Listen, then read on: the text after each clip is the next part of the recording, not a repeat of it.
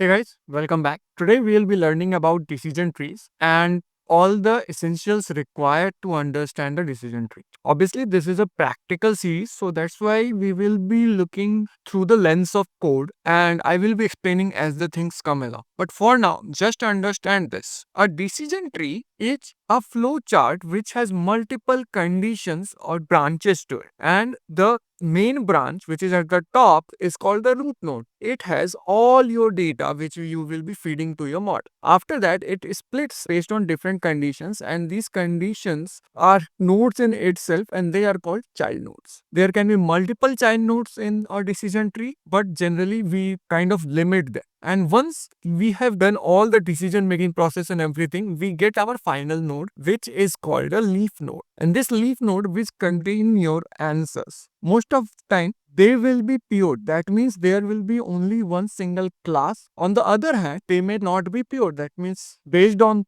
all the decision making process and everything, the model figured out that it can't identify it very properly. In such case, it comes under a overfitting problem, and we will look into how all these things will relate to in our code. Okay, so once we have understood the basic architecture of the decision tree, let's now try to create one. So here we are. First, we will load our libraries. The libraries will be NumPy, Pandas, Matplotlib.pyplot, and Seaborn. So we will be importing it as NumPy as NP, Pandas as PD, Matplotlib.pyplot as PLT, and Seaborn as SN. So let me load it. Now we will use our multi-class classification dataset of wine quality for this particular example. So it has basically 178 observations, 3 classes to classify, namely 0, 1. Okay, now let's load our dataset. So since it is a toy dataset, so we can directly load it from scalar.dataset. So the scalar.datasets import load underscore 1. And once we have this, let's create our features and labels it separately. So x comma y is equal to, using the function load vine, has this property or the parameters called return underscore x underscore y is equal to. That means that it will return a tuple which will be loaded into x and y respectively. And this tuple will be nothing but tuple of features and labels. And since we want it is in data frame, so we will be using as frame is equal to.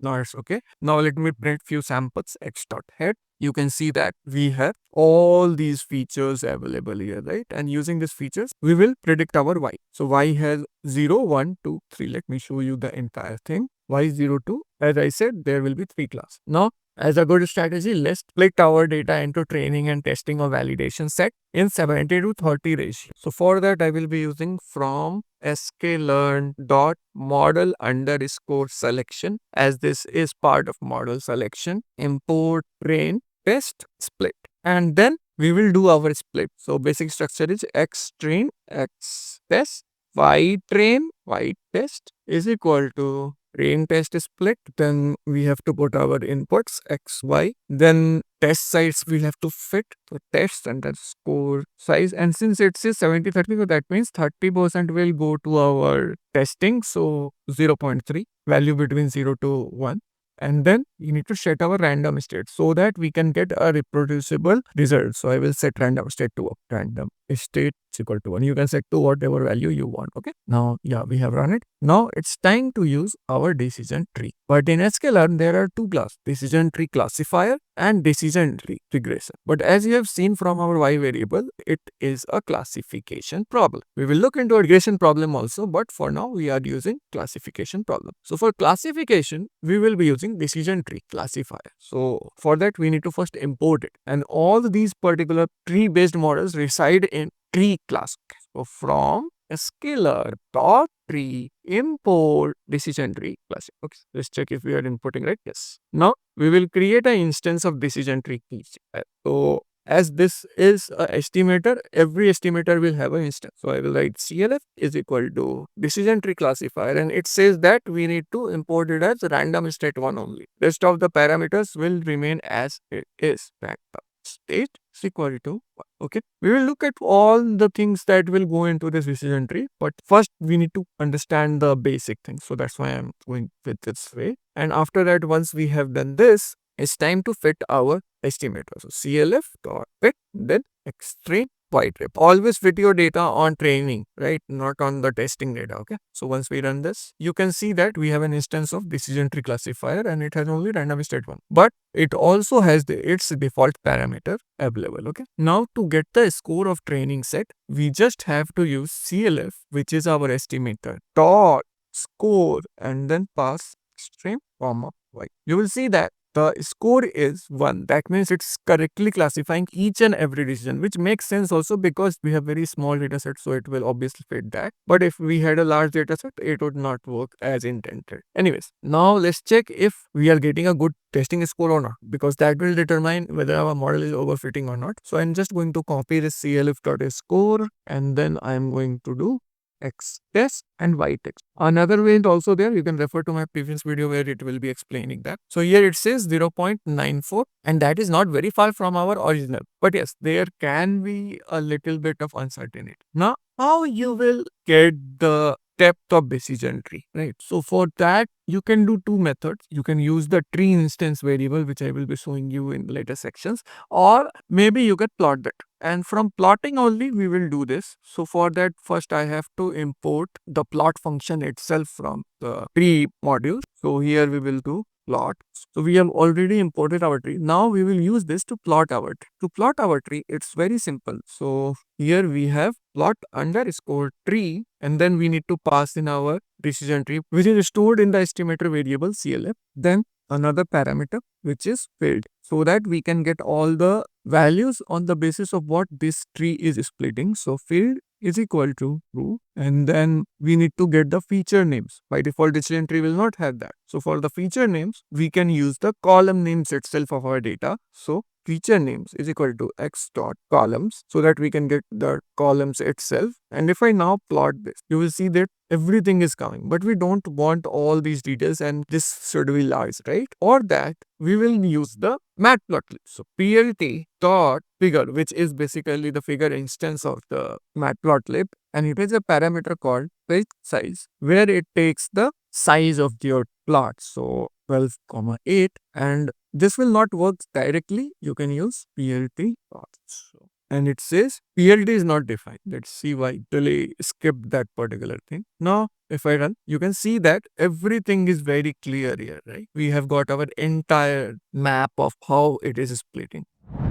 So guys, here we are with our decision tree plot. And this plot is very important to understand the nitty-gritty details of how decision tree make their decision. And it is very good utility. It is provided in scalar. Okay. Now, before starting, I want to have your attention on few things. First one, this is our root node as we talked earlier also. And all these which you see here, which are again branched out, are called child nodes. However, the one which has no branches are called leaf nodes. And these are the decision nodes which defines our decision. Okay. So this is leaf node, this is leaf node because there are no branches. Okay. So this is the base idea. And the arrow decides which way it will split. If that particular decision which it has made, that decision tree algorithm or the node has made, root or child, it is true or false. So by default, if it is on the left side, that means that particular condition is true.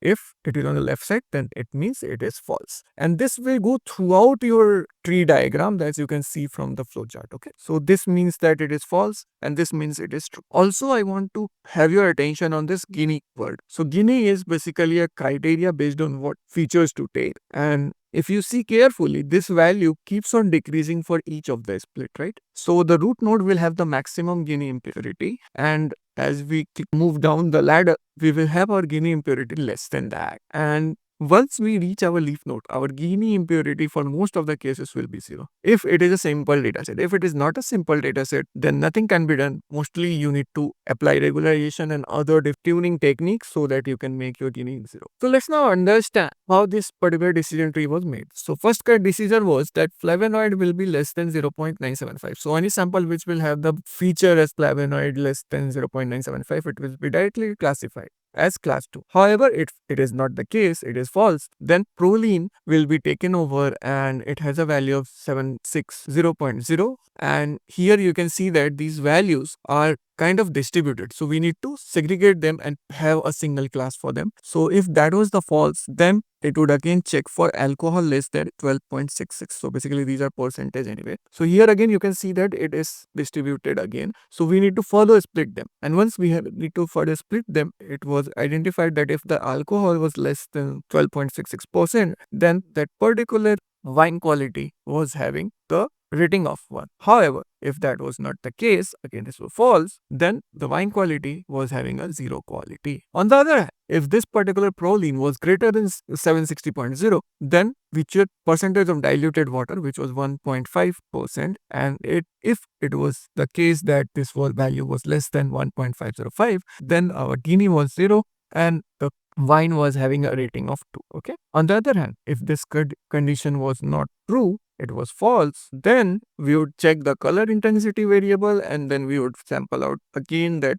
this has different distribution. So we need to make sure that this is not the case. So again, we will split based on true or false. If color intensity is greater than 9.5%, then this particular observation was classified as class 2. On the other hand, if that was not the case, it was always true. So that means if the value was less than 9.5, then it becomes a little bit hard to understand it. And then it was checked for malic acid. And again, you can see that obviously there was class 2 as 0, but our class 0 and class 1 was 49 plus 150. So this was very hectic and we need to again separate it out. And again, a branch was made and here our Gini was 0, value was 0.450. And if it was not the case, this was false, then again it becomes hard and again it was checked for different malic acid level, which was 4.14. And you can see again that there is a mix of randomness. So again we try to split and again we get that our rating was 1. However, for if this was not the case, this was false, then the rating was 1. Okay. So this is how the entire decision tree is actually working. Obviously, you don't need to understand entire detail. I just explained it to you so that you can understand what all is going on this particular decision tree and you can work along. And on the other hand, this is a very good method. Obviously, one would think that alcohol is a very good metric to identify, but it seems that flavonoids is the most important one. So you can see that what the feature importance are. A decision tree applies feature importance in this particular manner, and it is very important. However, these metrics which we have computed as which feature is important or not is determined by the impurity of your data set, how impure your data set is. Here you can see this is calculated based on your Gini impurity index, and this is very important to know, and we will look into that in the next section.